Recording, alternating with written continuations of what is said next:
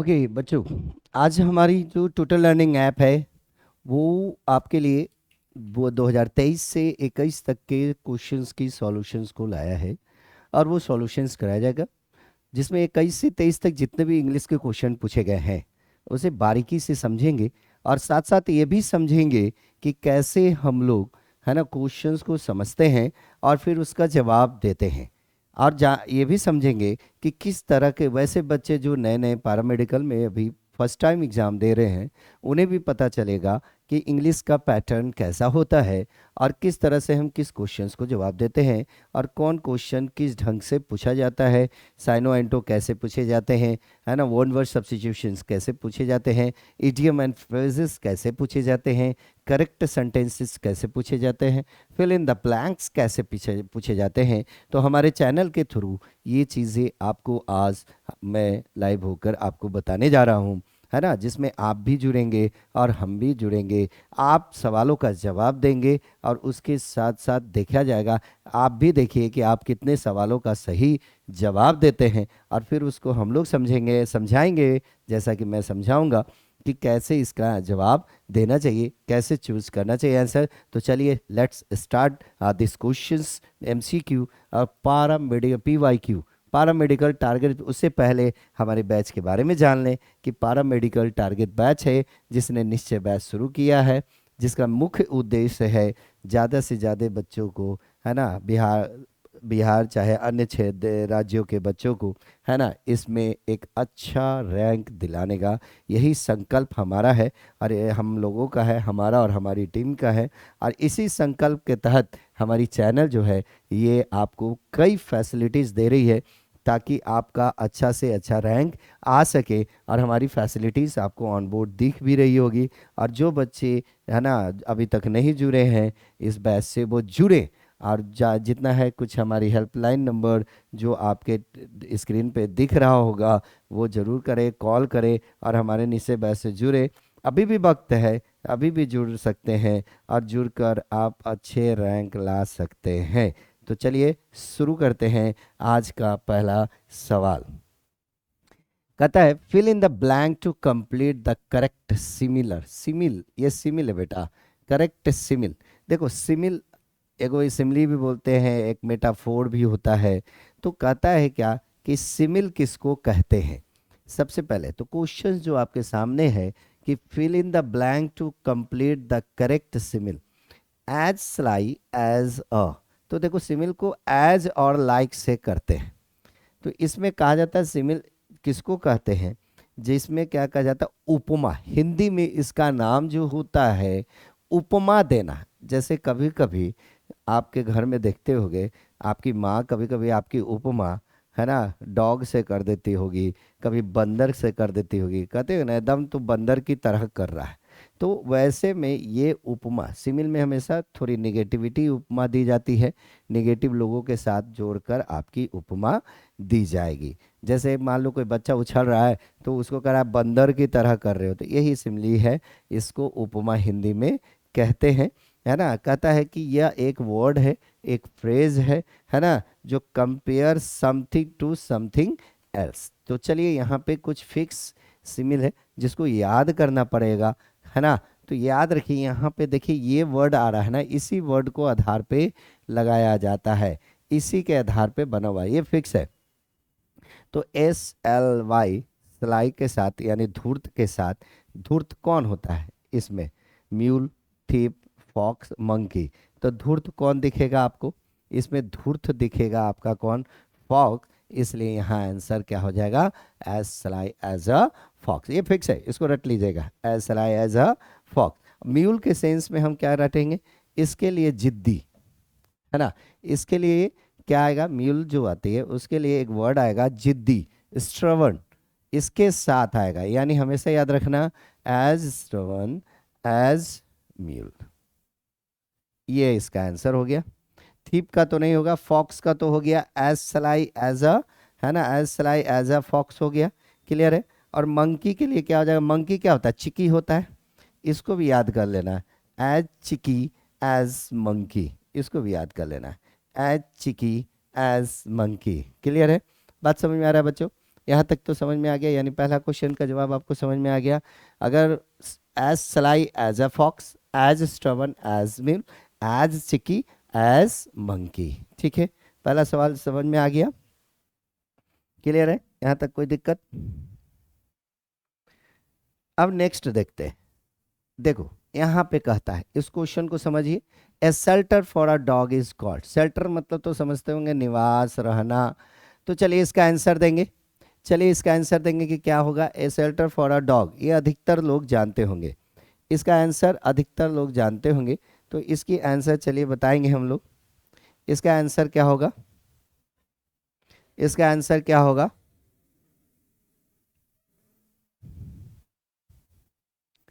इसका आंसर क्या होगा? चलिए बहुत बढ़िया, बहुत अच्छे, वेरी गुड। हम्म, बहुत बढ़िया। तो देखिएगा, सबसे इम्पॉर्टेंट चीज़ जो होती है कि शेल्टर मतलब निवास कर रहा है, तो कुत्ते की निवास जो होती है उसको हम लोग कहते हैं केनल। क्या कहते हैं? केनल। यानी हमारा आंसर क्या हो जाएगा आपका? बी आंसर हो जाएगा, हमारा आंसर क्या हो जाएगा? बी आंसर हो जाएगा, है ना। अब बात आती है कि शेड किसकी शेल्टर है, लेयर किसकी शेल्टर है, और हैच किसकी शेल्टर है। बात समझ में आ रही है?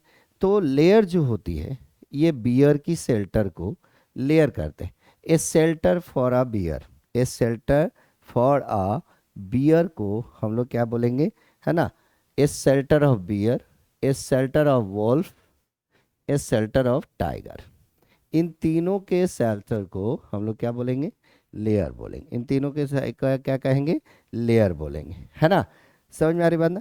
और हैच किसको बोलेंगे? ऐसे छप्पर होता है, डोमेस्टिक रैबिट्स। हैच किसको बोलेंगे? डोमेस्टिक रैबिट्स के शेल्टर को, डोमेस्टिक रैबिट्स के शेल्टर को, है ना, हम हैच बोलेंगे। डोमेस्टिक रैबिट के शेल्टर को क्या कहेंगे हम लोग? हैच कहेंगे। और शेड तो सबको पता है बेटा, शेड हम किसको कहते हैं? गाय के, है ना, गौशाले को कहते हैं। तो इसलिए समझ में आया, a shelter for a dog is called. Clear है, कोई दिक्कत? चलिए नेक्स्ट देखें। ये देखिए, ये बहुत मस्त क्वेश्चन है।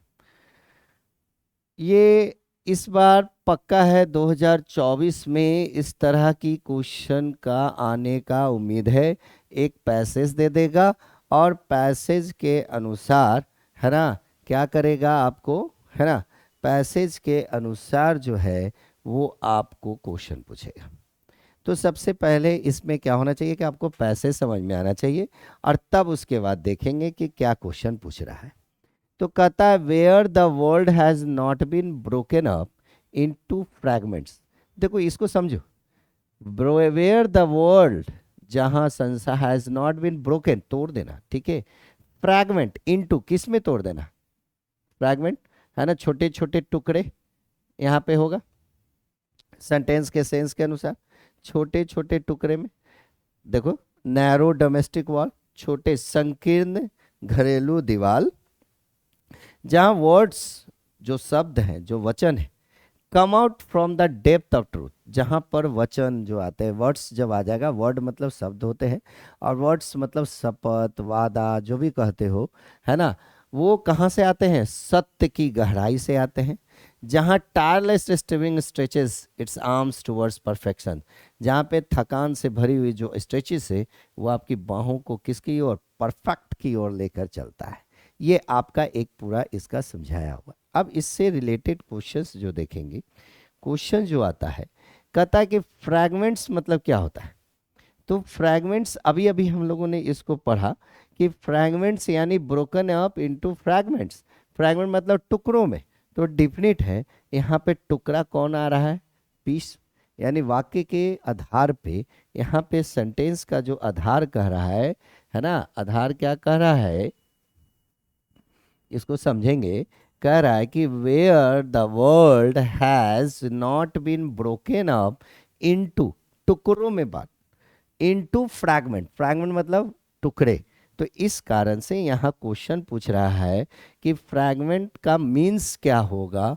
इस क्वेश्चन में पूछा, क्योंकि इससे पहले वाला क्वेश्चन देखिए, यहाँ लिख रहा है कि which is the correct meaning of the given words. तो आंसर क्या हो जाएगा? पीसेस, क्योंकि पेजेस मतलब तो समझते ही हैं, पिक्चर्स मतलब तो समझते ही हैं, ड्रीम्स मतलब तो समझते हैं, इसलिए हमारा आंसर क्या हो जाएगा, थर्ड का शी हो जाएगा। क्लियर है।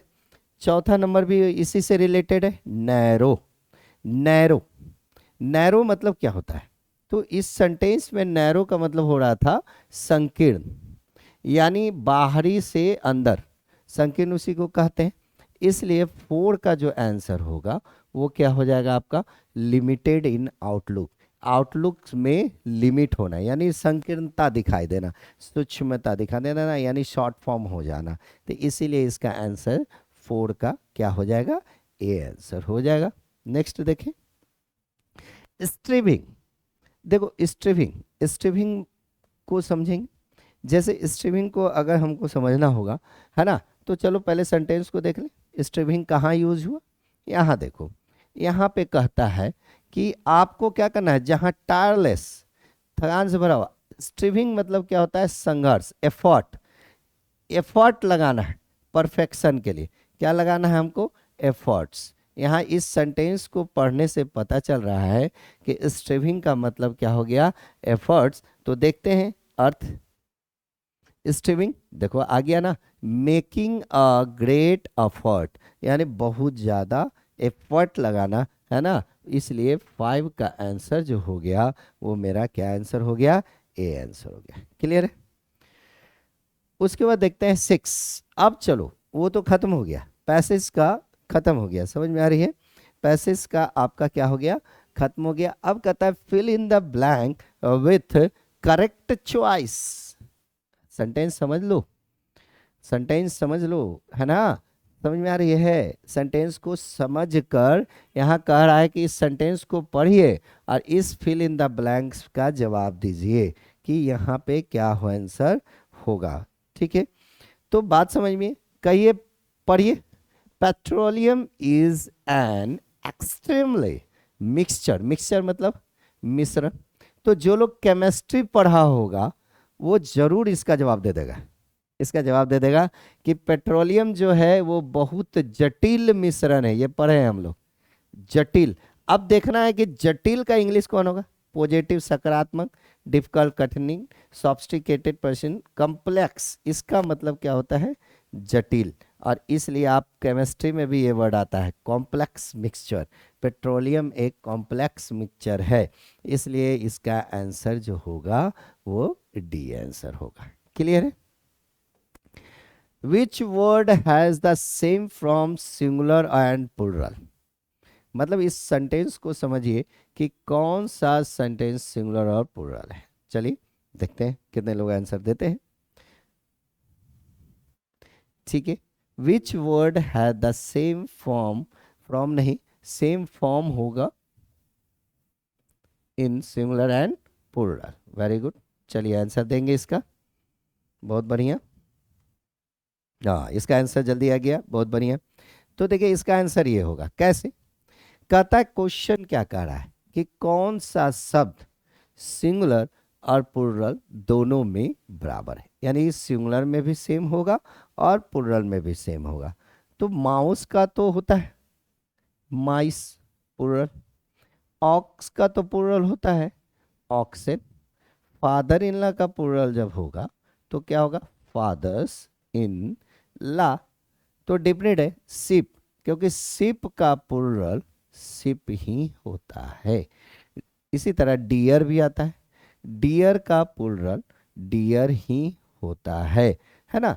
तो मैंने जो पढ़ाया है, बैच में पढ़ाया है, निश्चय बैच में, उसमें कई ऐसे वर्ड दिए हैं जो पीडीएफ के द्वारा, नोट्स के द्वारा, जिसमें मैंने बताया है कि कौन कौन से ऐसे शब्द हैं जो हमेशा सिंगुलर और प्लूरल देखने में एक जैसे होते हैं। जैसे डियर है, इनिंग्स है ना, इशू है, ऑफ स्प्रिंग ये सब देखने में एक जैसे होंगे। क्लियर है ना। तो इसलिए इसका आंसर जो हो गया वो क्या कहला गया आपका, है ना, बी आंसर हो गया। ठीक है, सेवन का। आइए अब देखते हैं हम लोग eight number. This word is incorrect for a number of snake. इस क्वेश्चन को समझिएगा तब आप जवाब दीजिएगा। इस क्वेश्चन देखो, क्वेश्चन पढ़ने से पहले क्वेश्चन क्या पूछ रहा है ये बहुत जरूरी है, इसको देखना बहुत जरूरी है। तो क्वेश्चन क्या पूछ रहा है आपका कि बताइए कि ए नंबर ऑफ स्नैक्स, इन चारों में से कोई एक वर्ड ऐसा है जो इसके लिए प्रयुक्त नहीं होगा, ये खोजना है। इनकरेक्ट मतलब प्रयुक्त नहीं है, सही नहीं है। इस क्वेश्चन को समझ कर ही आंसर दीजिएगा। तो चलिए आंसर देते हैं, आंसर देते हैं।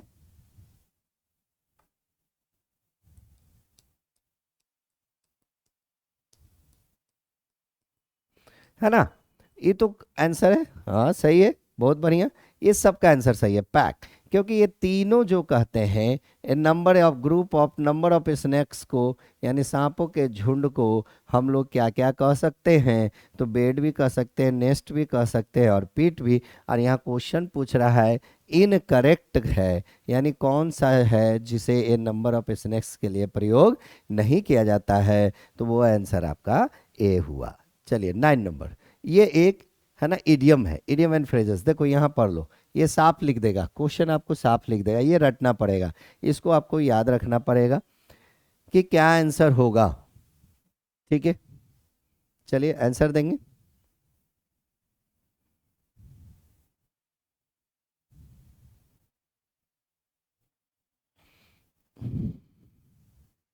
अब हॉर्न से बहुत सारे लोग हॉर्न सोच रहे हैं, तो हॉर्न तो काऊ का भी है, बुल का भी है, डियर का, गॉट का भी होता है, बकरी का भी बड़ा बड़ा देखते होगे। तो ये फ्रेज है, इसको रटना पड़ेगा, इसको याद रख लीजिएगा। इसका आंसर होगा बुल, यानी कहता है to take the bull by the horns, यानी धोखेबाजी से सौदा करना। इसका अर्थ हो जाएगा धोखेबाजी से सौदा करना। इसका अर्थ हो जाएगा क्या, है ना, कि धोखेबाजी से व्यापार करना या धोखेबाजी से सौदा करना। इसको रटना पड़ेगा आपको, ठीक है बेटा, इसको रटना पड़ेगा। क्लियर है। नेक्स्ट देखिए, a gathering of people at a place of worship is called. इसमें भी ध्यान दो, वर्शिप दिया है, इस क्वेश्चन का यही मेन फोकस है। गैदरिंग ऑफ पीपल तो आपको मिलेगा ऐसा ऐसा इसमें 2 गो, लेकिन यहाँ पे ठीक है, तो कहता है gathering of people at a place of worship is called. देखते हैं कितने लोग इसका सही जवाब देते हैं। ठीक है, चलिए बढ़िया।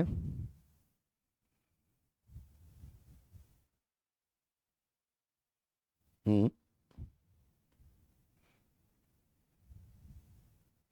ठीक है। तो देखिए इसका डिफिनेट है, इसका ऐसा कैंग्रीगेशन, कांग्रीगेशन होगा जहां, कहता क्या है कि जहां लोगों का इकट्ठा, गैदरिंग मतलब भीड़, एक समूह कहाँ हो, पूजा वाले स्थान पे हो, तो उसको कांग्रीगेशन। ऑडियंस कहाँ होगा, एक gathering of people eight auditorium, auditorium होगा तो ऑडियंस होगा। एक गैदरिंग ऑफ पीपल सिर्फ रहेगा तो क्या कहेंगे, क्राउड कहेंगे, है ना, इन अ होल समूह तो समाज कहेंगे। लेकिन जब at a place of worship आएगा तो हम क्या बोलेंगे, कांग्रीगेशंस, यानी हमारा आंसर क्या हो जाएगा, डी आंसर हो जाएगा। क्लियर है बच्चों, यहाँ तक तो कोई दिक्कत नहीं। चलिए नेक्स्ट क्वेश्चन देखेंगे, ये तो सब जवाब दे देगा, विच वन इज नाउन, ये तो सब जवाब देंगे जल्दी से जल्दी।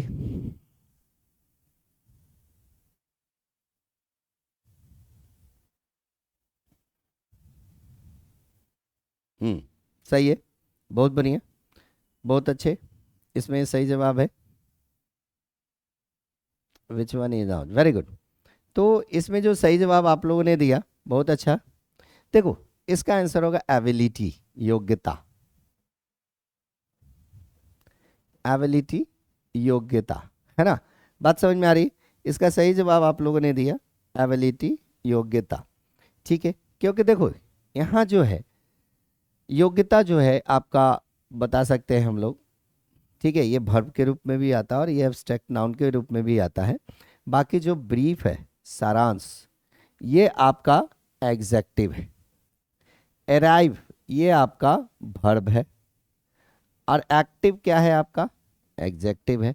क्वेश्चन क्या पूछ रहा है कि विच वन इज नाउन, तो आंसर मेरा क्या होगा, एबिलिटी। क्लियर है बच्चों। नेक्स्ट देखिए, विच one is the correct sentence, ठीक है, ये थोड़ी सी पकड़नी होगी। चलिए देखते हैं कितने लोग जवाब देते हैं, उसके बाद इसको हम बताते हैं।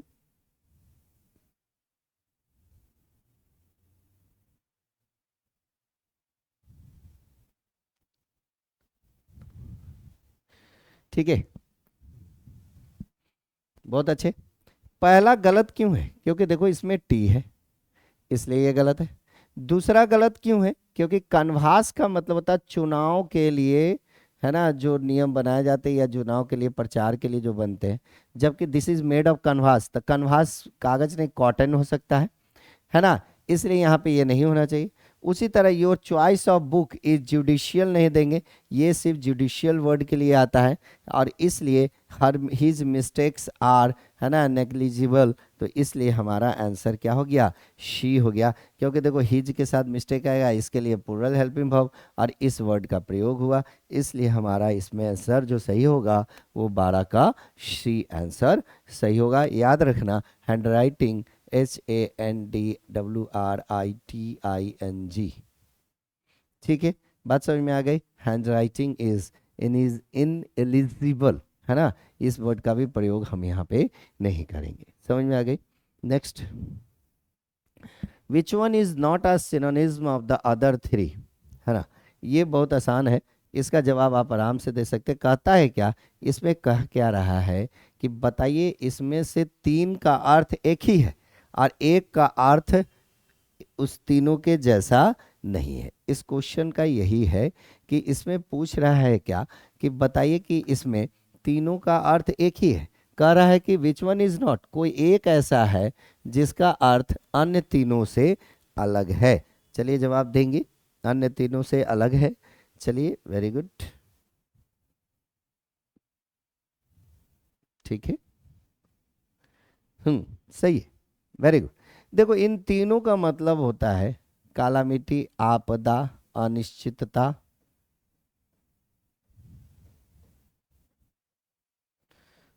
ये तीनों, और चांस मतलब तो मौका, तो इन तीनों से ये अलग है ना, इसलिए इसका आंसर ए होगा।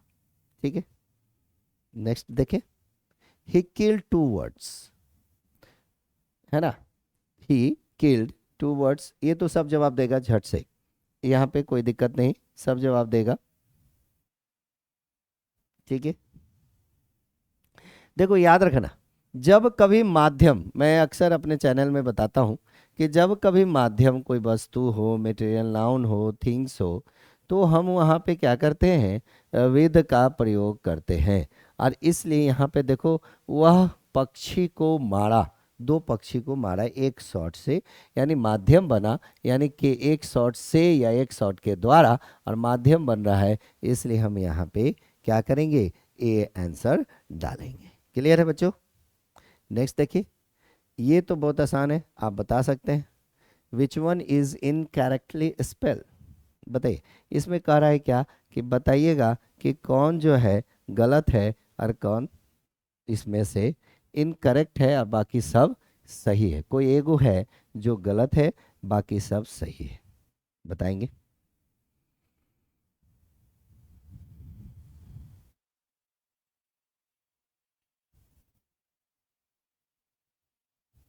चलिए, आंसर सही है, ठीक है, देखो ये सब सही है। सेज, SEIJD, रिफ्यूज, वैरी मतलब होता है डिफरेंट, ठीक है, ठीक है, रिफ्यूज मतलब इग्नोर करना, शेज कैचिंग करना, जकड़ना, और इसमें गलत क्या है, VACATE होना चाहिए था, वैकेट, है ना, जबकि इसने स्पेलिंग क्या दिया, VECATE दिया, ई के जगह ए, और इसलिए हमारा आंसर जो होगा वो आंसर होगा 15 का ए। 16, चलिए 16 नंबर देंगे जवाब।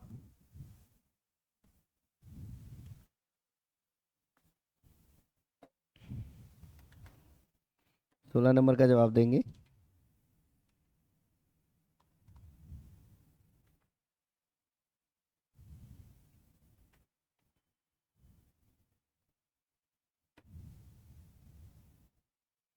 देखो सही आंसर, बहुत अच्छा जवाब आप लोगों ने दिया, पढ़ते हो बहुत अच्छा। विद एग्री, देखना, अगर एग्री किसी समवन के साथ हो तो हम उसके साथ विद का प्रयोग करते हैं।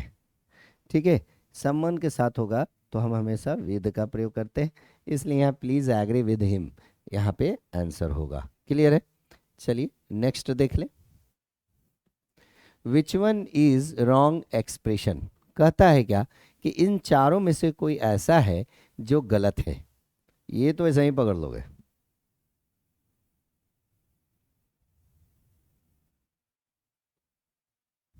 है ना, ये तो आप आराम से पकड़ लोगे। हाँ सर। हाँ,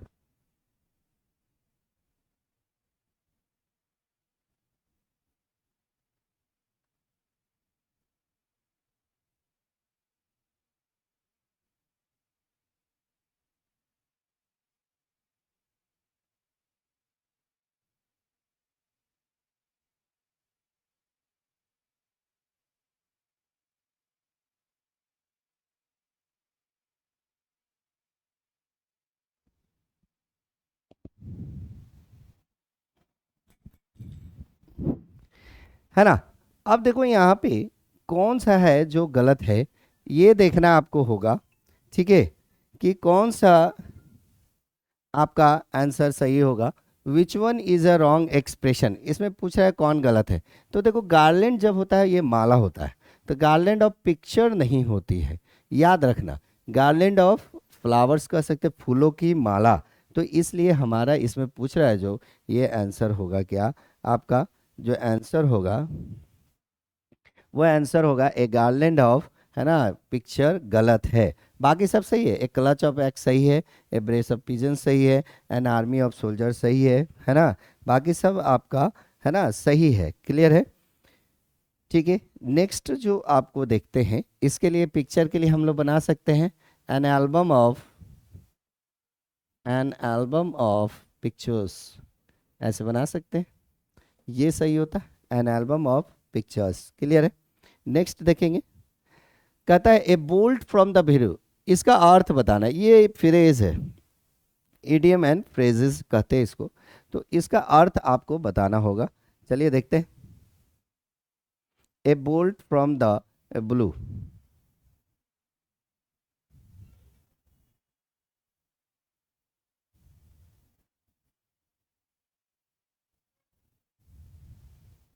ठीक है, तो इसका अर्थ, चलिए सही है, बहुत सारे बच्चे इसका जवाब सही दे रहे हैं, वेरी गुड, बहुत अच्छा। तो इसका अर्थ जो होगा सडन शॉक, ऐसे बोल्ट फ्रॉम वृद्ध मतलब अचानक सा शॉक देना, झटका देना, है ना, बुरी तरह से पिटना, ये सब सेंस में आता है। तो रियल में तो इसका होता है बुरी तरह पिटना। तो sudden shock, A bolt from the blue का मतलब ही होता है सडन शॉक, इसको याद कर लीजिएगा। ठीक है, नेक्स्ट क्वेश्चन देखें, ये तो आराम से आप बता दीजिएगा, he comes tomorrow is an example of. तो ये आपको आराम से इसमें पहचानना होगा कि इसे हम लोग कौन सा टेंस कहेंगे। चलिए जल्दी से जवाब देंगे, जल्दी से जवाब देंगे इसका।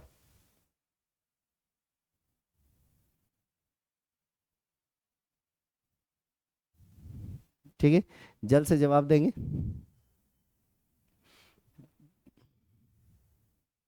है ना। तो देखो यहाँ पे ही कम्स टुमारो, बहुत सारे बच्चे क्या कर रहे हैं, टुमारो देखकर फ्यूचर लगा रहे हैं। बहुत सारे बच्चे क्या कर रहे हैं, टुमारो देखकर फ्यूचर लगा रहे हैं। समझ में आ रही बात? तो ये नहीं है, ये गड़बड़ है। देखो कि वर्ब किस रूप में दिखाया है, यानी V5 के रूप में दिखाया है, ये फ्यूचर में होते हुए भी, है ना, इसे सिंपल प्रेजेंट टेंस कहेंगे। इसे फ्यूचर में होते हुए भी हम इसे सिंपल प्रेजेंट टेंस, है ना, कहेंगे, क्योंकि ये फ्यूचर में है। तो बात समझ में आ रहा है, सिंपल प्रेजेंट टेंस कहेंगे। क्लियर है? हाँ,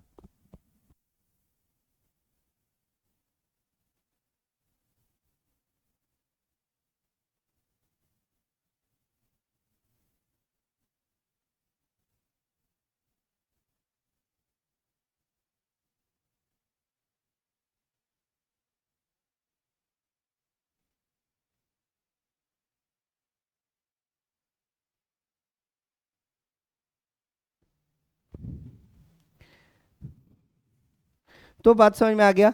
तो ये हो गया 19 नंबर। उसके बाद नेक्स्ट देखिए, in this is a great book, इसमें पूछ रहा है दिस क्या है, ये तो सब बता देगा, ये तो सब बता दोगे, है ना। चलो देखते हैं कितने लोग इसका जवाब देते हैं। This is a great book, इसमें सब जवाब दे देंगे अधिकतर लोग। वेरी गुड, बहुत अच्छे। तो देखो सही है। दिस इज को हम लोग डेमोस्ट्रेटिव याद रखना, दिस, दैट, दीज, दोज, इसको हम लोग डेमोस्ट्रेटिव प्रोनाउन कहते हैं, है ना। उसी तरह इम्पैटिक प्रोनाउन जो होता है, जैसे myself, yourself, your yourself, himself, yourselves भी होता है। तो ये सब हो गया एम्फेटिक प्रोनाउन। पोसेसिव प्रोनाउन जो होता है वो होता है आपका माइन, आवर्स, योर्स, ऐसे करके ये आपके। और पर्सनल प्रोनाउन जो होते हैं वो किसको कहेंगे, आई को, वी को, यू को, दे को, ये सब क्या कहलाएगा आपका पर्सनल प्रोनाउन कहलाएगा। क्लियर है बच्चों, कोई दिक्कत। चलिए नेक्स्ट देखें, how many parts of speech are there in English, ये तो सब जवाब देंगे। पार्ट्स ऑफ स्पीच कितने होते हैं, चलिए बढ़िया है, 8 होते हैं, इसमें तो बताने की जरूरत नहीं है ना। 8 होते हैं ना। नाउन है, प्रोनाउन है, नहीं, है ना, एग्जेक्टिव है, क्या, ठीक है, एग्जेक्टिव है, वर्ब है, एडवर्ब है, कंजंक्शन है, प्रीपोजिशन है, इंटरजंक्शन है ना। उसके बाद 2, 4, 6, 8 हो गया। ये 1 नंबर, ये 2, 3, 4, 5, 6, 7, 8 हो गया, नहीं। चलिए नेक्स्ट देखिए, who, in who can do this work will come following in the indirect speech version. चलिए यहाँ पे देखिए, क्वेश्चन को समझिएगा कि इनडायरेक्ट वर्सन में, है ना, क्या होता है, ठीक है। चलिए इसका जवाब देंगे जल्द से जल्द।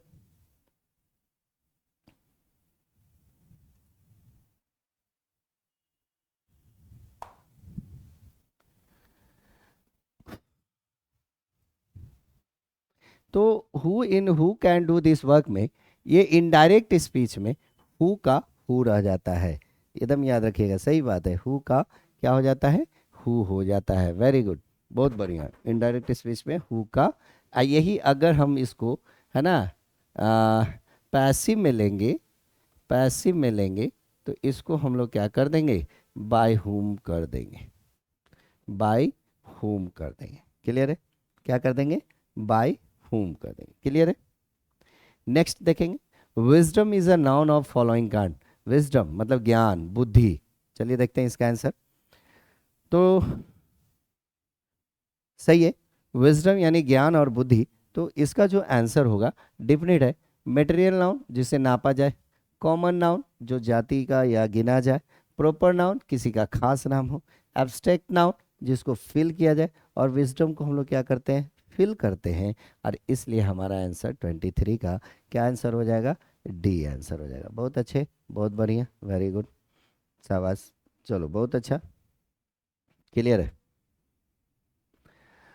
अब ये देखिए 24, ये तो एक्सपेल्ड है, आपको याद रखना पड़ेगा which is the correctly spelled word, इसमें से करेक्ट वर्ड कौन है। तो ये याद रखना होगा एक्सी क्या इंग्लिश क्या होता है, ये स्पेलिंग पे है, स्पेलिंग वर्ड है, इसको याद रखने की ज़रूरत है ना। यानी इसका आंसर जो होगा ये बी होगा, इसका मतलब होगा बढ़ा चढ़ा कर कहना, है ना, कुछ भी बढ़ा चढ़ा कर, है ना, इसका अर्थ होता है क्या, बढ़ा चढ़ा कर कहना। क्लियर है, ये बात समझ में आ गया 24।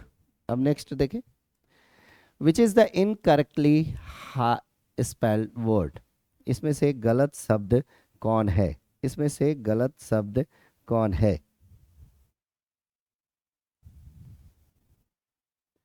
Which is the incorrectly spelled word, इसमें से गलत शब्द कौन है।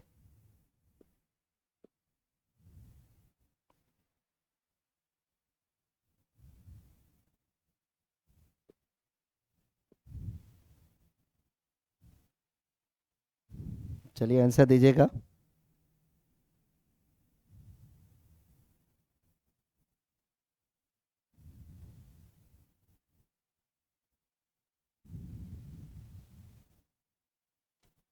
है ना?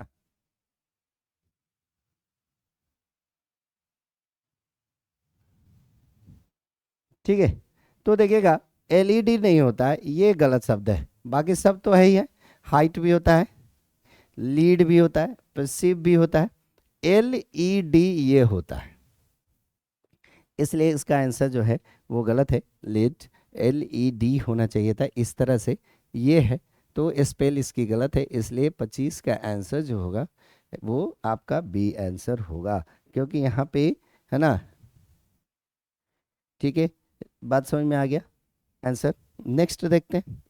This is the synonymism of stopper. Stopper, इसको तो अर्थ जानना होगा, इसके लिए बच्चों को देखना है, क्योंकि ये अर्थ पे है ना? स्टपर का अर्थ क्या होता है, सबसे पहले मैं इसको आपको बताऊंगा, अर्थ जानिए, तब उसके बाद जो है आपको पता चलेगा।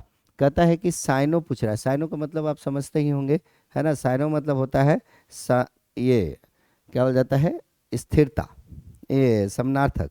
साइनो मीन्स होता है क्या, समानार्थक, यानी आप जो समानता बोलते हैं उसी को हम लोग क्या बोलते हैं, है ना?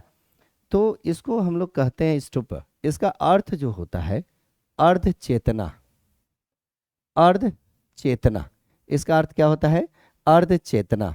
तो देखो यहाँ पे अर्ध चेतना कर रहा है, इसी के आधार पे आपको इंग्लिश ढूंढना है कि इसका अर्थ जो है क्या क्या होगा। क्लियर है? तो यहाँ पे देखोगे, सेवर, इसका मतलब क्या होता है, गंभीर। सेवर मतलब क्या होता है, आपका जो होता है गंभीर होता है। सैलोनेस मतलब क्या होता है, छिछलापन। फुलिशनेस मतलब मूर्खतापन, मूर्खतापन। लेथर्जी मतलब क्या होगा, अर्धचेतना।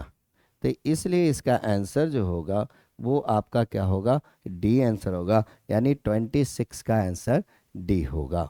ठीक है, अब देखो स्पायरी, यहाँ पे इसका एंटो देना है, चलिए देखते हैं आंसर। इसका आंसर क्या देते हैं आप लोग, है ना? इसका आंसर क्या देते हैं, है ना? चलो, इसका मतलब होता है फुर्तीला, पहले ये जान लो। अब इसका आंसर दीजिए। एंटो कर रहा है फुर्तीला का, फुर्तीला का एंटो कह रहा है ना? इसको जान लो, कीन, है ना? उत्सुक, रियल, वास्तविक, क्वाइंट, शांत, है ना? क्वाइंट क्या हो गया, शांत हो गया। तो डिफिनेट है, आप ये समझोगे क्या, है ना?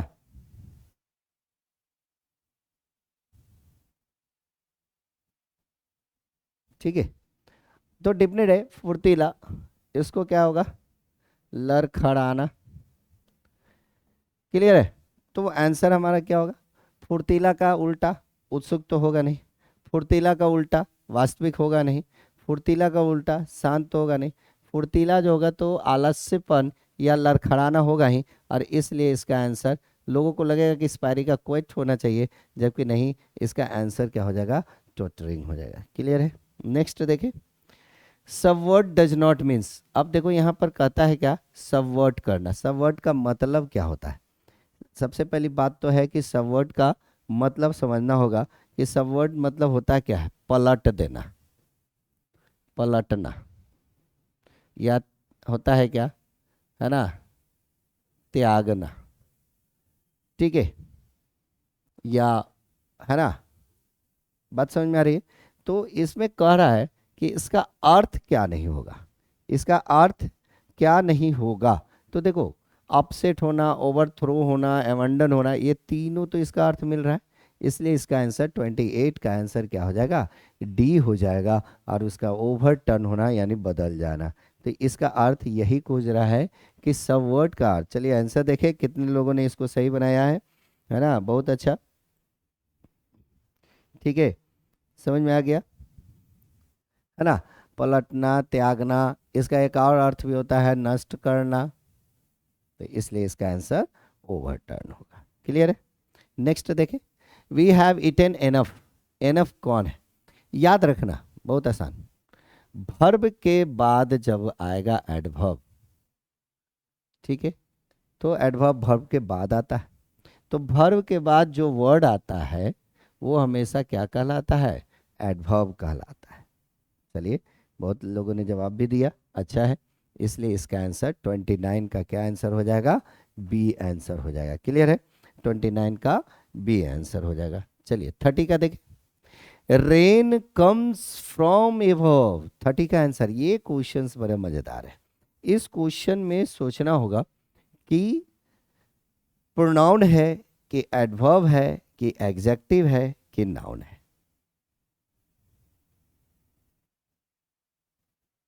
क्लियर है? चलो देखो, ऐसे एडवर्ब अपने आप में प्रीपोजिशन है। ऐसे एडवर्ब अपने आप में क्या है? प्रीपोजिशन है, ठीक है।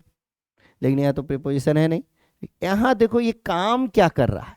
रेन कम्स फ्रॉम एबव, सही है, जवाब सही दिया है, वेरी गुड। तो रेन कम्स फ्रॉम एबव, आता है, यानी ये क्रिया के बारे में बोल रहा है। और क्रिया के बारे में जो बोले उसे एडवर्ब ऑफ प्लेस, यानी क्रिया का जगह, कि बारिश कहाँ से आ रही है? ऊपर से। और इसलिए यहाँ इस एवर्ब को हम लोग एडवर्ब का प्रयोग करेंगे। यहाँ पे एवर्ब का मतलब ऊपर से आ रहा है, और इस कारण से ये क्या कहलाएगा? एडवर्ब कहलाएगा। क्लियर है? Next question, profuse. कहता है कि प्रोफ्यूज का एंटो बताइए। चलिए देखते हैं कितने बच्चों को ये आती है। प्रोफ्यूज का एंटो क्या होगा? चलिए पहले हम लोग बता दें कि प्रोफ्यूज मतलब क्या होता है। परित्याग। अब बताइए, सोचिए, एंटो ढूंढना है प्रोफ्यूज का। एंटो ढूंढिए।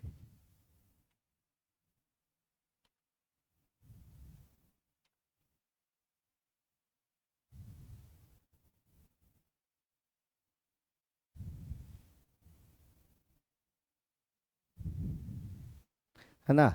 इसका कई जगह प्रयोग होता है, प्रत्याग, प्रचुर, है ना? तो चलिए इसका एंटो ढूंढेंगे। ये स्पेलिंग गलत है, SCA, है ना? देखो ला, है ना? क्या होता है? ला का मतलब क्या होता है? ला मतलब क्या हुआ? कानून, है ना? कोर्स मतलब क्या होता है? गंदा। रिस्की मतलब तो समझते ही होंगे, है ना? कठिन, जानलेवा, या आप उसको बोल सकते होगे।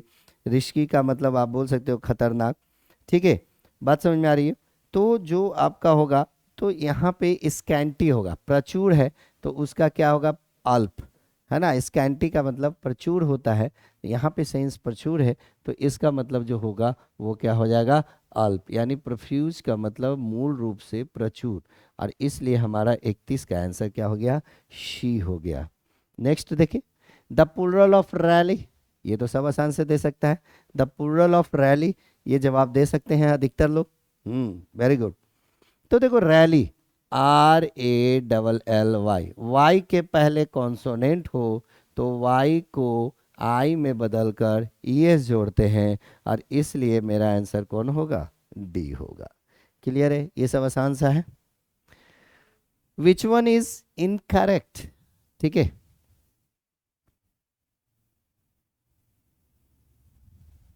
इसमें ये नहीं होना चाहिए था, ये गलत है। तो देखो इसमें आंसर जो देंगे 33 में, इसका आंसर देखिए, ये क्या करना है, इसका आंसर बताएंगे जल्द से जल्द।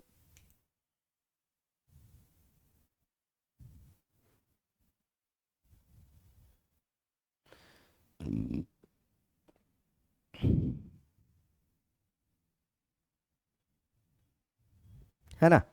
तो देखो इसका आंसर सी होगा, याद रखना। डिकेड हो गया ना, तो ये प्लूरल हो गया। तो यहाँ पे जो आंसर देना होगा हमको, the decade of 60s S, ऐसे लिखना होगा, the decade of 60s। Clear है? बात समझ में आ रही है? इसलिए यहाँ पे आंसर जो हमारा आंसर होगा वो 33 का आंसर जो होगा वो आपका शी होगा। यहाँ पे होना चाहिए 60, खास हो गया, तो the decade of the 60s। अब करा विच वन इज इनकरेक्ट। चलिए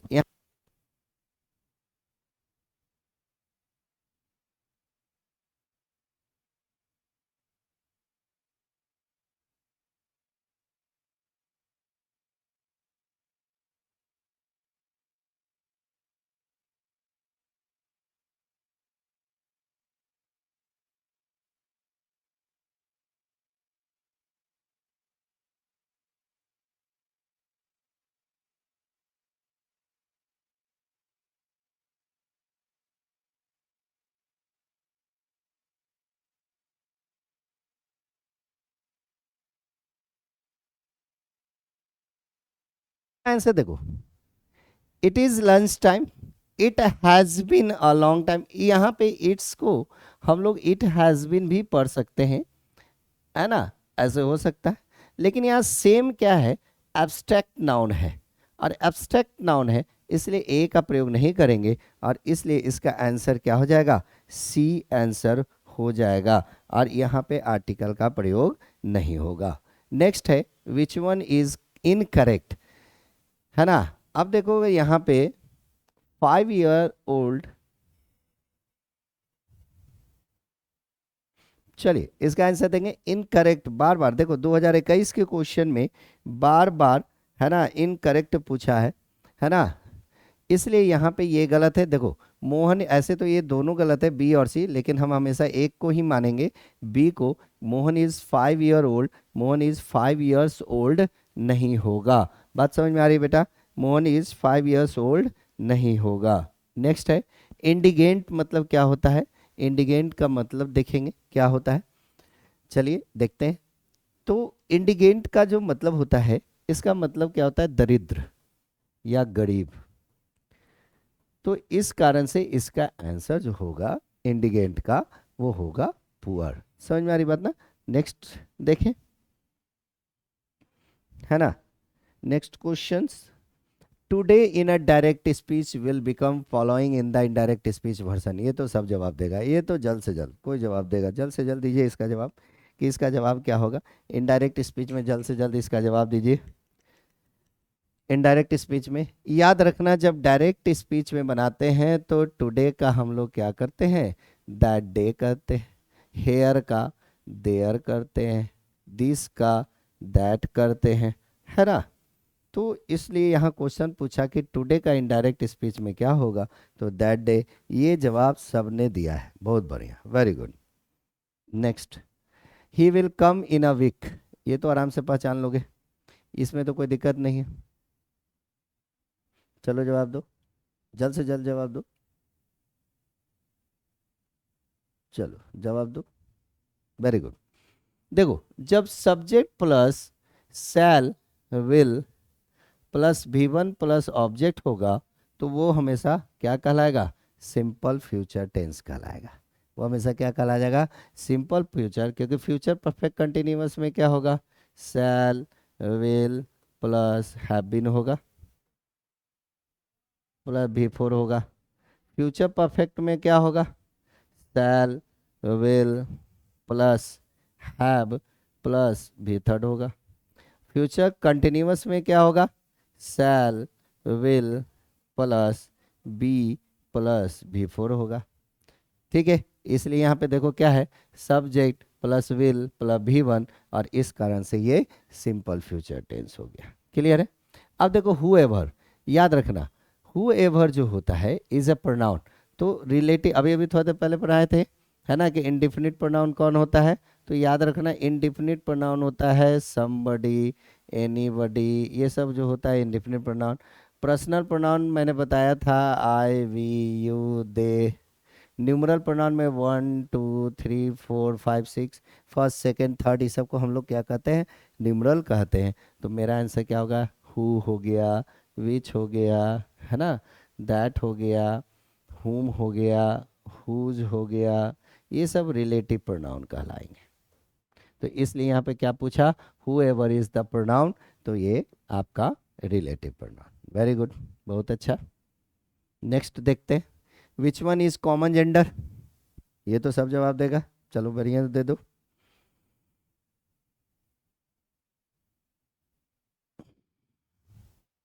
विच वन इज कॉमन जेंडर, इसका जवाब तो सब कोई देगा, चलो दो, बहुत अच्छा, अच्छा है, बहुत अच्छी बात।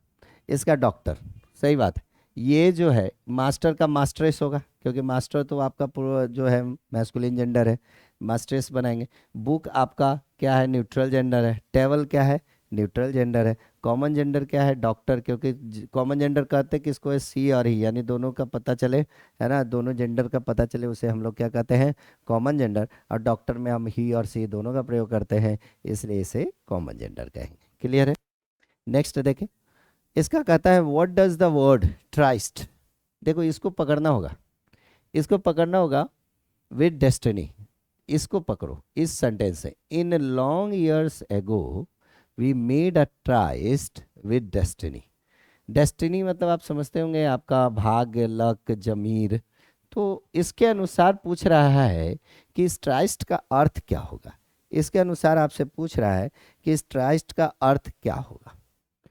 कहता है कि कई साल पहले, है ना, हम लोगों को हमारे भाग्य के साथ क्या मिला था? Tryst, appointment. भाग्य ने मुझे मौका दिया था कई साल पहले, और इस कारण से इस ट्राइस्ट का अर्थ क्या हो गया? अपॉइंटमेंट हो गया। क्लियर है? बात समझ में आ रही है? यहाँ पे किसी को कोई दिक्कत है? समझ में आ रही है यहाँ तक? है ना? ठीक है ना?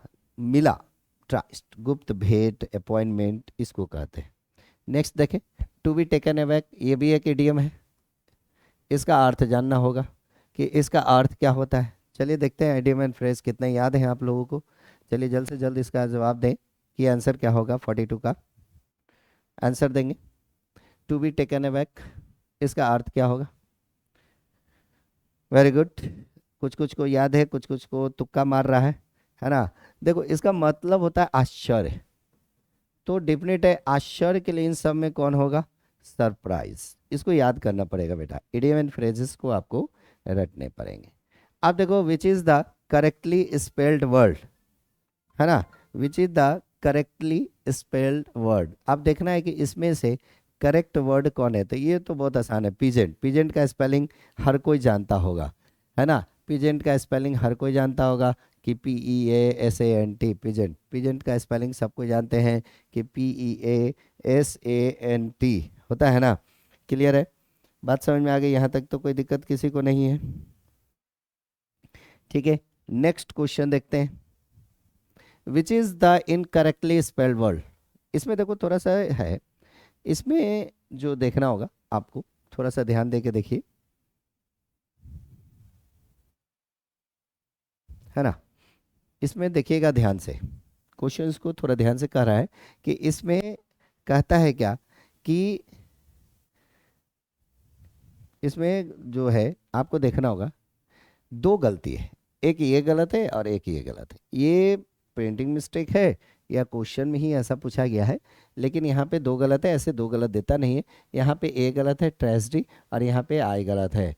यहाँ पे हेरिडेटरी और वहाँ पे ट्रेजिडी, बाकी दोनों का एक्सेप्ट और कॉम्प्लीमेंट सही है। इसलिए इसका आंसर दो भी हो सकता है, ए भी हो सकता है, सी भी दे सकते हैं। दोनों रंगों के दोनों सही होगा। ऐसे हो सके टाइप की गलती हो, है ना, लेकिन ऐसा क्वेश्चन में था। नेक्स्ट देखें, this is not a sign of poise. सबसे पहली बात है कि पॉइस का मतलब क्या होता है। अगर आपको इसको समझना होगा कि पॉइस का मतलब क्या होता है, उसके बाद ही इसका समानार्थक आपको ढूंढना पड़ेगा, है ना? तो देखोगे इसका आंसर जो होता है आपका, कुछ वर्ड ऐसे ऐसे ये डालता है ना? वर्ड जो डालता है ये बहुत ही, ठीक है। तो कहता है यहाँ पे पॉइस मतलब शिष्टता, अलंकारी, शिष्टता या अलंकारिक, है ना? ये शिष्टता, अलंकारिक। तो काम मतलब शांत होता है। फ्लोरिड यानी दिखावा। फ्लोरिड मतलब क्या होता है? दिखावा। इसको याद करना पड़ेगा आपको, दिखावटी इसका, है ना? तो जैसे यहाँ पे दिस इज नॉट अ साइनो, तो साइनो नहीं है, तो ये दिखावी। वाइज मतलब शांति भी दे सकते हो, बैलेंस भी दे सकते हो, कंपेसर, यानी ये तीनों साइनो इसके हैं और इसका अर्थ बदल गया दिखावटी। तो डिफिनेट है, इससे अलग है, इसलिए इसका आंसर बी आंसर होगा। नेक्स्ट देखिए, to ruminate and by such dreaming high is nearest into heaven quite cups. To ruminate, अब यहाँ पूछ रहा है कि बताइए कि रुमिनेट का मतलब क्या होता है। यहाँ क्वेश्चन ये पूछ रहा है कि रुमिनेट का मतलब क्या होता है। कहता है देखो देखो एकदम ध्यान देना, पढ़ना है कि देखो इस सेंटेंस को पढ़ने से पकड़ में आ जाएगा। अर्थ नहीं भी याद रहेगा तो आप आराम से इसके अर्थ को पकड़ सकते हो। देख लो, कहता है to ruminate and by such dreaming high, मतलब समझ में आ रहा है? समझ में आ रहा है? यहाँ ड्रीमिंग सपना देखेगा, तो सपना देखने से पहले क्या करेगा? सोचेगा, है ना? पहले सोचो, फिर बड़ा सा सपना देखो, तब जाकर मानो जैसे वो स्वर्ग के किनारे तुम्हें ले जाएगा। और इसलिए यहाँ का आंसर क्या होगा, 46 का शी। इस सेंटेंस को पढ़े, टू मिरेनेट एंड सच ड्रीमिंग, सोचो और सपना देखो, है ना। इसलिए 46 का आंसर क्या हो जाएगा, टू थिंक डीपली। चलिए, ये go back to the slum and ghettos of our cities. आप लोग 12th में अगर कोई बिहार बोर्ड से पढ़े होंगे तो उसमें आई हैव अ ड्रीम है, जिसको मार्टिन लूथर किंग जूनियर ने लिखा था। और उसमें उन्होंने इस लाइन का प्रयोग किया कि go back to the slums and ghettos. Ghettos उस समय अमेरिका में काले लोग जो निगरो होते थे ना, उनको एक जनजाति के रूप में रखा जाता था, इसे ही घिटो कहा जाता है। और स्लम मतलब झुग्गी झोपड़ी, है ना। तो स्लम मतलब दुकान नहीं होगा, स्लम मतलब अमीर व्यक्ति नहीं, स्लम मतलब स्कूल नहीं, स्लम मतलब झुग्गी झोपड़ी होता है, जहाँ पे घुमंतु भोटिया लोग रहते हैं। तो कुछ लोग सही आंसर भी दे रहे हैं, very good. Slum area densely populated by an isolated community, मतलब ऐसी समुदाय के द्वारा बनाया जिसको बाहर निकाल दिया गया है। तो अमेरिका में काले लोगों को निग्रो कहा जाता था और उनको देश निकाला, अपने ही देश से निकाला किया गया था, इसलिए इसे कहा गया। ठीक है बेटा, यहाँ तक समझ में आ गया। 47। नेक्स्ट क्वेश्चन देखिए, आईसी मीन्स क्या होता है। सफिक्स है, अलग अलग वर्ड का अलग अलग अर्थ होता है, तो ये रटना मारना है कि जहाँ पे सफिक्स आईसी, ये मेरे द्वारा मेरे चैनल में आपको, मेरे टीम में निश्चय बैच में आपको कुछ सफिक्स के पीडीएफ डाल दिए जाएंगे, जिसके अर्थ आएंगे जो डिफिनिट है, कि अगर सफिक्स से वो क्वेश्चन पूछेगा तो उससे रिलेटेड आपको उसका अर्थ, क्वेश्चन जो पूछेगा वो मेरे द्वारा जो दिया गया पीडीएफ होगा उसी से रिलेटेड होगा। वो पीडीएफ, आप बैच से जुड़े हुए हैं तो आपको आराम से वो पीडीएफ मिल जाएगा। चलिए, तो इसका देखते हैं, है ना। बिलोंग, आईसी जहाँ पे भी लग जाएगा वहाँ पे हम संबंधित, जैसे बेसिक यानी आधारभूत संबंध लिखा हुआ रहता है, तो वहाँ पे आईसी का मतलब हो जाता है ना। बेसिक लगा देते हैं ना, तो वहाँ पे आईसी मतलब सफिक्स का मतलब बिलोंगिंग टू का मतलब आता है, इसे याद रखिएगा। अब डिलीगेंट का मतलब क्या होता है। अब सबसे बड़ा बात है कि डिलीगेंट, ये तो सब कोई जानता होगा कि डिलीगेंट का मतलब होता है परिश्रमी। डिलीगेंट का मतलब क्या होता है, परिश्रमी, है ना। डिलीगेंट का मतलब क्या होता है, परिश्रमी। अब बात आती है ना, कि इसका अर्थ क्या क्या रखना है। जैसे हम लोग देखते होंगे परिश्रमी, तो इस एसिडलस, इसका याद रखना होगा, इसका अर्थ क्या होता है, परिश्रमी ही होता है ना। उसी तरह से आपको इसका आंसर जो परिश्रमी है, तो इसमें एसिडियस जो होता है इसका ही अर्थ होता है परिश्रमी। इसलिए 48 का आंसर जो होगा, है ना, वो 49 है ना, हाँ 49 का आंसर जो होगा वो आपका डी होगा। क्लियर है। नेक्स्ट देखें, विच वन इज नाउन, ये आराम से बना सकते हैं। विच वन इज नाउन, देखो पकड़ लोगे, ये तो सब जगह। चलो दो आंसर, वेरी गुड, आंसर दिया है, बहुत अच्छा।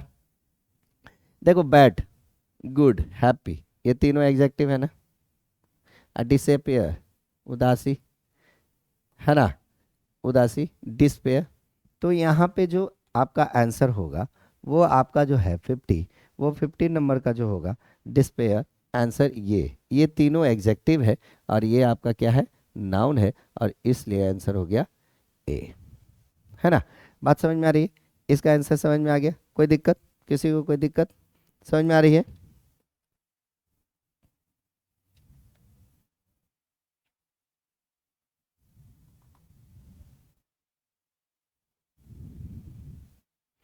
ठीक है, नेक्स्ट देखें, in a great many books, great क्या है, डिफिनेट है। देखो ये बुक्स है, नाउन है, ये जवाब देगा। अब बताओ क्या होगा, अब तो मैंने आसान कर दिया, बुक्स को नाउन लिखकर आसान कर दिया, बुक्स को नाउन लिखकर आसान कर दिया, अब तो आराम से जवाब दे दोगे। इसका जवाब अब आराम से आप दे देंगे, है ना। इसका जवाब आपको कोई दिक्कत नहीं। देखो नाउन से पहले जब होगा और उसके आगे आर्टिकल लगा रहेगा, ये आपका क्या कहलाएगा, एग्जेक्टिव, और इसलिए इसका आंसर क्या होगा, ए होगा, 51 का ए होगा। क्लियर है। अब देखो कहता है एलिप्सिस किसको कहते हैं, पंक्चुएशन। ये क्वेश्चन आपके एग्जाम में पूछेगा ही पूछेगा कि फिर ये आपके एग्जाम में क्वेश्चन पूछेगा कि इसमें किसको हम लोग एलिप्सिस कहते हैं, किसको हम लोग क्या कहते हैं, एलिप्सिस कहते हैं। क्लियर है ना। तो देखेंगे इसमें जो आपका जो बताएंगे, जो पंक्चुएशन अगर पढ़े होंगे तो वो जवाब जरूर देंगे कि एलिप्सिस किसको कहते हैं, सी को। अब बात आती है इसको क्या कहते हैं। इस तरह से 1 2 3 4 5 6 डॉट डॉट डॉट डॉट करते हैं तो इसको क्या कहते हैं, है ना। तो देखिएगा इस तरह के जो होते हैं इसको हम लोग बोलते हैं सेमी कॉलन। इस तरह जो होता है इसको हम लोग बोलते हैं क्या, सेमी कॉलन। इसको हम लोग क्या बोलते हैं, है ना, सेमी कॉलन बोलते हैं। बात समझ में आ रही है।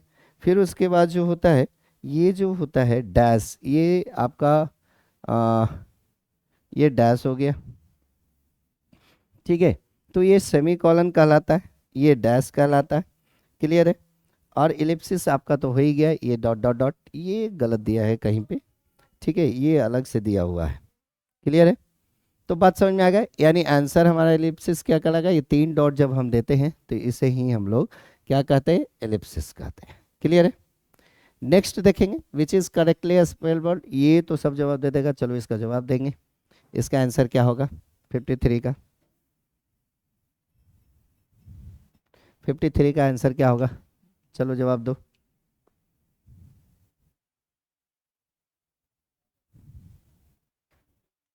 है ना। इसका आंसर वॉन्डरस यानी डिलाइट अर्थ होता है, ठीक है।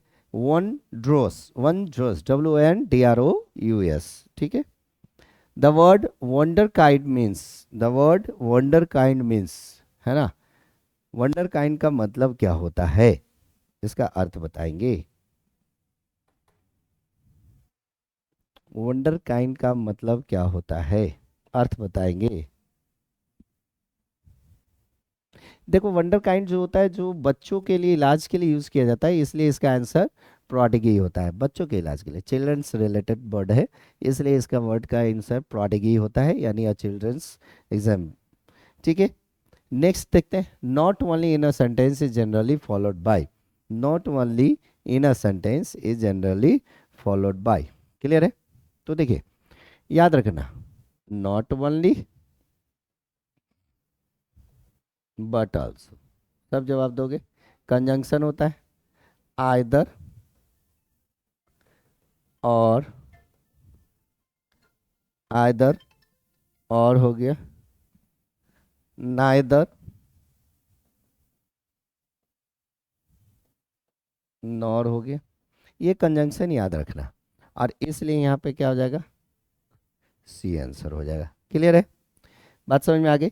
नेक्स्ट देखें, विच one is one who believes easily, इसको याद रखना पड़ेगा कि जो आसानी से विश्वास कर लेता हो उसे हम लोग क्या कहते हैं, जो आसानी से विश्वास कर ले, है ना, उसे हम लोग क्या कहते हैं, ये आपको बताना होगा। देखते हैं कौन आंसर दे रहे हैं, जो आसानी से विश्वास कर ले उसे हम लोग क्या कहते हैं।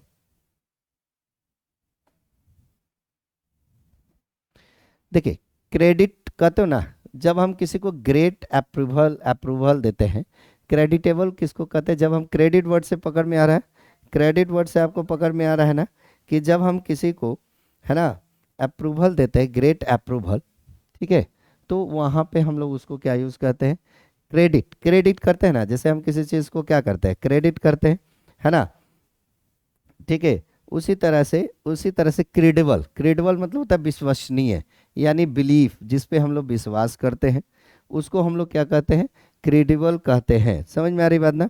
और उसी तरह से इलिजिबल, इलिजिबल कहते हैं यानी इम्पॉसिबल टू रीड, है ना, जिसको हम लोग पढ़ ना सके, अनेबल टू रीड। तो ठीक है। तो ये समझ में आया, जब कभी ग्रेट अप्रूवल की बात करेंगे तो क्रेडिटेबल करेंगे, जब बिलीव की बात करेंगे तो क्या क्रेडिबल करेंगे, और अनेबल टू रीड करेंगे तो क्या एलिजिबल, और वन हु बिलीव्स इजिली तो क्रेडुलस। यानी इसका आंसर 56 का आंसर क्या होगा हमारा, 56 का आंसर ए होगा। 57, the young one of dear is called, ये तो है, ये पूछ रहा है क्वेश्चन, ये सब जवाब दे देगा, चलो जवाब देते हैं, जल्द से जल्द जवाब दीजिए, है ना। कि अ डियर, डियर के बच्चे को क्या कहते हैं? चलो बहुत बढ़िया, जवाब आया। डियर के बच्चे को फॉर्म कहते हैं। पपी तो जानते ही होंगे, डॉग के बच्चों को। किड तो जानते ही होंगे, चलो जल्दी से बताओ तो, किड किसके बच्चे को कहते हैं? ये तो जरूर बताएगा। हाँ सही बोले, किड जो होता है गॉड्स के। चलो कब बताओ, कब किसको कहते हैं? कब किसके बच्चे को कहते हैं? जल्द से जल्द बताओ। सही बताया, बियर्स के बच्चे को। कब किसके बच्चे को कहते हैं? बियर के बच्चों को। वेरी गुड, बहुत अच्छे, बहुत अच्छे जवाब दे रहे हो, वेरी गुड। ठीक है, बहुत अच्छा। नेक्स्ट देख ले।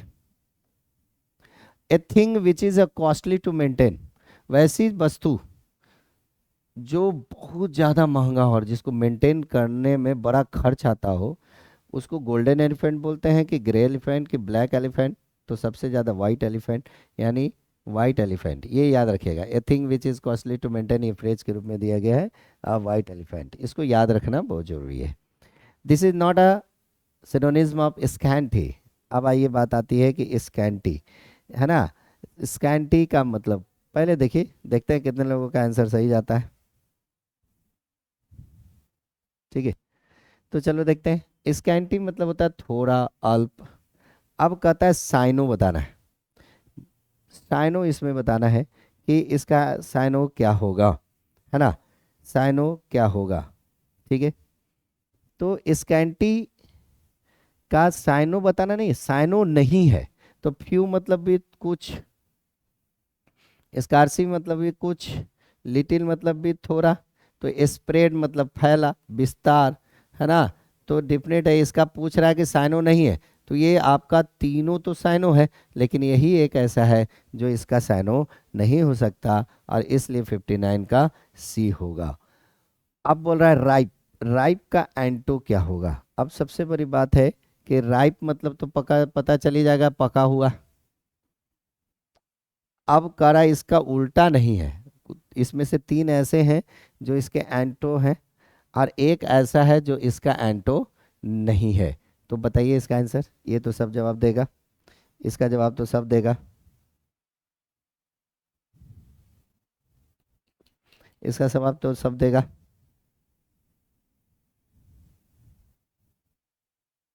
देखो, राइप मतलब पका हुआ यानी परिपूर्ण, इमैच्योर उल्टा होगा, परिपूर्ण नहीं है। रा मतलब कच्चा, अविकसित। आई रेट्रोग्रेड जो अलग होता है, इसका रेट्रोग्रेड जो वर्ड होता है, जैसे इमैच्योर किसको कहते हैं? जो पका हुआ नहीं है यानी पूर्ण नहीं है। रा मतलब जो कहते हो आप कच्चा का प्रयोग करते हो, और रेट्रोग्रेड मतलब होता है गिरा हुआ।